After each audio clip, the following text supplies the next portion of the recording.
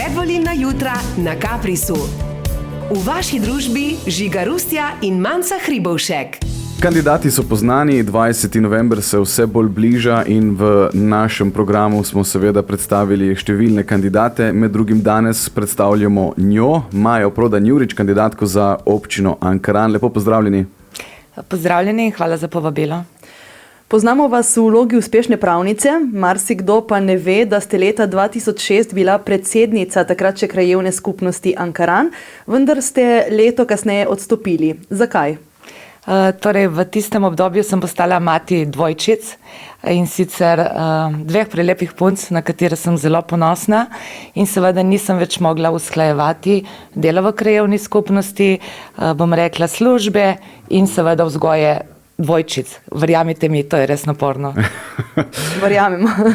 Temu zagotovo ne gre oporekati. Zakaj ste se pravzaprav potem odločili zdaj, po 15 letih, se ponovno podati v politiko? Tako je, no. Imela sem, bom rekla, čas razmisliti. Ugotovila sem, da Ankarančani potrebujejo županjo, ki bi lahko izpeljal projekte, ki so nastavljeni seveda v občini Ankaran malo hitreje, kot se to dogaja sedaj. Dejstvo je, da sem žena, mama, sem tako, kot je rekla, vsaj se imam za uspešno pravnico in imam sedaj še dovolj energije, da mislim, da lahko Ankaran popeljem v novo smer. Kandidaturo ste vložili kot neodvisna kandidatka. Ali mislite, da je to prednost ali slabost? Jaz verjamem, da je to prednost, saj tako bom poskušala pridobiti, bom rekla, vse volilce v občini Ankaran, se pravi, tako tiste, ki razmišljajo bolj desno, kot tiste, ki razmišljajo bolj levo in bodo verjetno v meni videli osebo, ki bo lahko združila različne poglede. No tako, potem pa predlagam, da začnemo z enim nekoliko bolj sproščenim delom našega pogovora.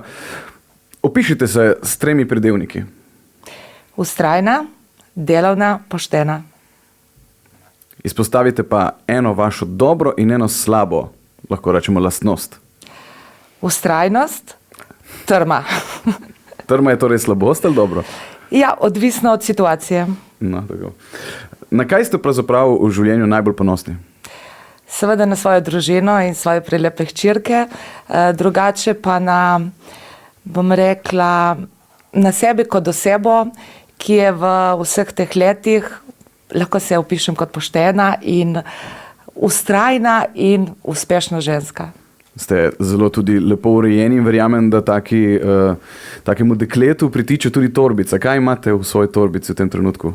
V tem trenutku vedno denarnico, ključ od avtomobila, sliko svojih otrok in seveda kakšno šminko. Sedaj pa gremo na vprašanja, s katerimi odgovarjate da ali ne. Nastanitev migrantov na Debelem rtiču, da ali ne? Da. Prepoved sprehajanja po mestu v kopalkah, da ali ne? Trenutno ne, ampak verjamem, če bo Ankaran takšen, kot smo si ga zamislili, jaz in bom rekla moja lista, da potem bo pa da. Pravica do splava, da ali ne? Da. Participativni proračun, da ali ne? Da. Apartmajsko naselje Ankaran Hrib, da ali ne? V taki, bom rekla, zasnovi, kot je se zdaj zastavljeno, ne, kajti nimamo infrastrukture, da bi to lahko izpeljali v taki obliki. V kakšni obliki pa bi jo?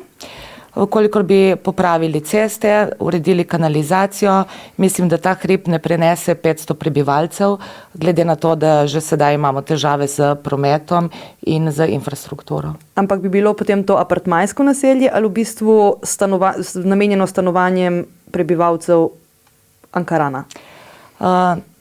To, bom rekla, delajo privatniki oziroma investitorji.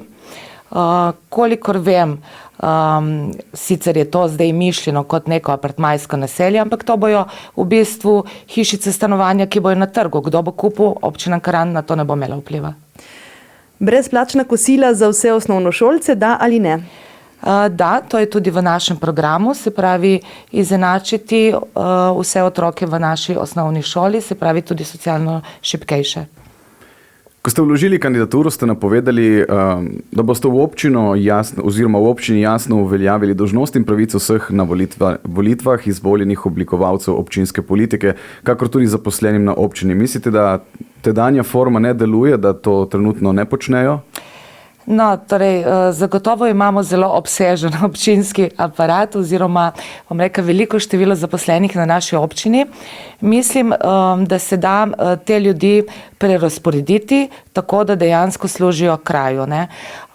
V programu imam tudi občinsko službo za oskrbo starejših in sicer naš slogan je Najlepše doma.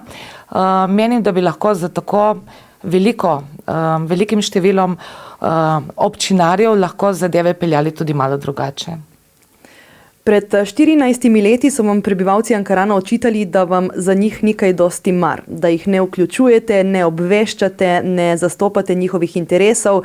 Ko ste brez njihovega soglasja odstopili od ustavne presoje odloka o spreminjanju meja naselij, s katerim je potem koprski župan, ki je bil takrat Boris Popovič, Ankaranu oduzel del območja koprskega pristanišča. A mislite, da so prebivalci Ankarana na to že pozabili in kako boste ponovno pridobili njihovo zaupanje? Vaše informacije so nepravilne. Res je, jaz sem nastopila kot predsednica krajevne skupnosti v letu 2006. Takrat krajevna skupnost je bila kar 2 milijona sit v minusu in seveda je svet krajevne skupnosti, katerega sem vodila, in v mojem mandatu so vsi enako glasovali, vedno vsi, bom rekla, složno, se odločil, da želi, da krajevna skupnost obstane. Strani občine Koper smo takrat dobili tudi pismo in sicer, da krajevno skupnost bodo ukinili, saj krajevna skupnost ne sme delovati z negativnim proračunom. Tako smo se odločili, da imamo, na sodišču smo imeli sicer 2 ustavni pobudi in tako kot pravnica lahko rečem, da vedno ena je dovolj, ne rabimo 2 in to nam je tudi uspelo. Se pravi, krajevno skupnost smo obdržali in ustavna pobuda je seveda potem uspela. Ampak kako, torej še vprašanje, če odgovorite, kako boste dobili ponovno zaupanje torej občank in občanov, ker takrat se je v javnosti v bistvu govorilo, da niste njim prisluhnili, da niste delovali v dobro občank in občanov Ankarana, ampak bolj v dobro koprskega župana, torej Borisa Popoviča. Ni res, na tem zboru je bilo mogoče 100, bom rekla, občanov in od tega mislim, da so 3 dali tako izjavo. Vsi ostali so mi zaupali, jaz kot predsednica krajevne skupnosti seveda moram zastopati interese oziroma sem morala zastopati interese vseh krajanov Ankarana. Teh pa je, vemo, da okoli 3000. Ampak jaz mislim, to sem sedaj prebrala v medijih, da v bistvu takrat je hkrati, ko je potekala ta seja, istočasno potekal tudi nek dogodek z brezplačno hrano v centru Ankarana in da v bistvu marsikdo od občanov sploh ni vedel, da seja poteka. Ni bila to nobena seja, ampak je bilo v bistvu nek zbor občanov. Ne? Zdaj, mi kot krajevna skupnost, takrat še pod občino Koper, nismo organizirali ničesar takega, tako da ni mi znano, no, da bi kaj takega bilo. Torej so bili seznanjeni občani, da lahko pridejo na zbor? Seveda. Okay. Napovedujete pa tudi razcvet infrastrukture, v kakšni smeri, v kakšni obliki, kakšno idejo ste si o tem predstavili? Ko gledam naše otroke, jaz sem recimo otrok Ankarana, v Ankaranu živim od rojstva, vidim, da primanjkuje, bom rekla, športnih igrišč, primanjkuje, bom rekla, krajev, kjer bi se otroci, tudi mi v srednjih letih, družili. Kot sem že večkrat povedala, se pravi infrastruktura, kolesarske steze, popravilo cest, tudi, kot sem tudi že prej povedala, bom rekla, komunalna infrastruktura je zelo slaba v občini Ankaran. Želimo si, da bi stavbe v lasti občine, ki jih kar nekaj, ponovno, bom rekla, spravili v funkcijo tako, da bi lahko služile občanom.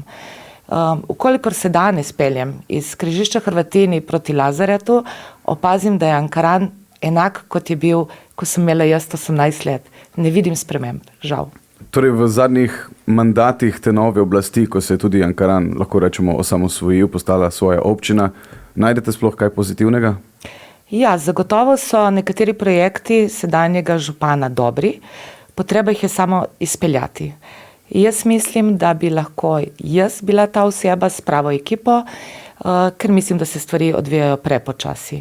Zagotovo je ena dobrih stvari tudi štipendije, ki jih je pač župan, bom rekla, pred volitvami nekako dodelil to možnost dal dijakom in študentom, tako da bi mogoče obdržali v Ankaranu mlajše prebivalce. Dejstvo je, da je Ankaran občina, kjer živi, bom rekla, največ starejših občanov.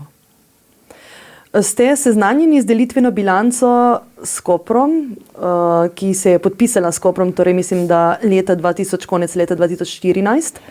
Ja, seznanjena sem s tem, da dejansko ta delitvena bilanca še ni zaključena.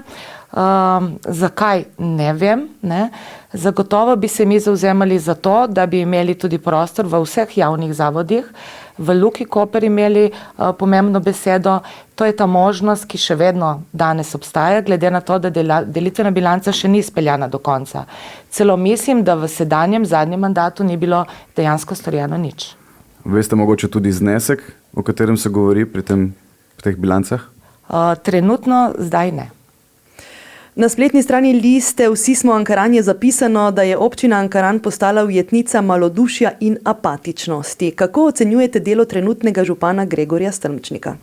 Kot sem že prej povedala, nekateri projekti so dobri, mislim pa, da v Ankaranu primanjkuje medsebojne komunikacije. Dejstvo je, kolikor je meni znano, namreč v tem času sem obiskala tudi pomembne gospodarske, bom rekla, subjekte oziroma subjekte, ki delujejo na območju Ankarana, in ugotovila sem, da ni komunikacije ne z Adrio Ankaran, ki je bil v času moje mladosti eden 3 najlepših avtokampov v takratni Jugoslaviji, ne z bolnišnico Valdoltra, še manj z mladinskim zdraviliščem na Rdečem križu.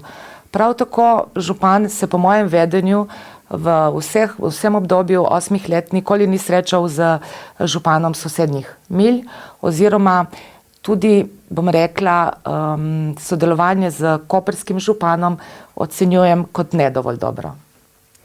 Mi smo se tudi odpravili na ulice Ankarana in občanke in občane malo povprašali, kaj bi oni vas vprašali. Zato vas prosim, če si izberete 2 številki od 1 do 10. Izbrala bom 1, zato ker je številka, s katero bom jaz kandidirala za županjo, in številko 5, ki je številka moje liste. Še slušalke? Torej, vprašanje številka 1 je naslednje. Ja, jaz bi vprašala, koliko bodo dostopni ljudem, koliko bodo prisluhnili predlogom občanov, predvsem koliko se bo občina približala nam ljudem, ali bomo deležni javnih predstavitev projektov, ki jih pripravljajo že vnaprej, se pravi, da bomo lahko podali svoje pobude. Ja, vprašanje se nanaša ravno na to, kar sem že povedala. Se pravi, v Ankaranu primanjkuje medsebojne komunikacije. Kolikor vem, župana tudi ni dosti videti po naših ulicah. Vsekakor prinašam novo energijo, prinašamo nov zagon kraju in želimo si, da bi Ankaran zaživel takšen, kot je bil včasih. Se pravi, da bi se ljudje več družili, več komunicirali med sabo in predvsem, da bi bili spoštljivi tudi do tistih, ki mogoče niso isto misleči. In smo rekli še številka 5, če se ne motim, si prav zapomnil? Dobro. Učitelj športa Peter Mičovič, sprašujem, kdaj bo športna dvorana v Ankaranu? Hvala lepa za to vprašanje. Ja, športna dvorana je seveda tista točka, na kateri smo mi se sploh začeli pogovarjati za to, da sodelujemo na teh volitvah. Kot sem že prej povedala, imam 2 prekrasni punci, ki igrata odbojko in vsa ta leta, se pravi, zdaj bo tega že 10 let, jih vozim v Hrvatine, v Koper, kjer nimajo kje igrati odbojke. Poznam pa tudi problematiko vseh ostalih društv, se pravi nogometnega društva, kanuja in tako naprej. Primanjkuje nam dejansko športni center na Sveti Katarini. Mene še nekaj zanima, in sicer s katerim od koperskih kandidatov, torej ki kandidirajo v mestni občini Koper, bi najbolje sodelovali, če bi vi zasedli ankaranski županski stolček? Jaz mislim, da glede na moje sposobnosti z vsemi. mogoče s kom boljše, verjetno imate tudi vi kakšne preference? Dejansko tudi ne. Takole, počasi gremo že proti koncu, ampak imamo še vprašanje, da ste študirali v Ljubljani, Zagrebu, ampak kot sami pravite, vas je srce vedno znova pripeljalo nazaj v Ankaran. Zakaj je pravzaprav lepo živeti v Ankaranu? Torej, Ankaran je moj kraj, jaz ga nosim v srcu, tam sem rojena. Tam sem opravljala prva študentska dela. Tam sem učila, dejansko sem tudi učiteljica tenisa, se pravi, otroke učila igrati tenis.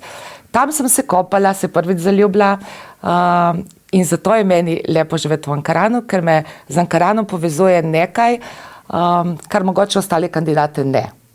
In to je velika ljubezen do svojega kraja. Torej trdite, da drugi niso tako zelo navezani Ankaran in si želijo poslužiti naziva župana oziroma županje. Kakšen razlog? Ne, mislim, da če si v nekem kraju rojen in preživiš različna obdobja svojega življenja v tem kraju, mislim, da ga čutiš globje.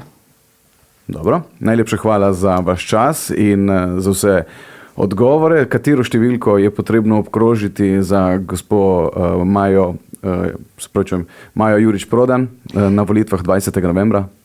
Seveda na volitvah obkrožite številko 1. To je nov začetek.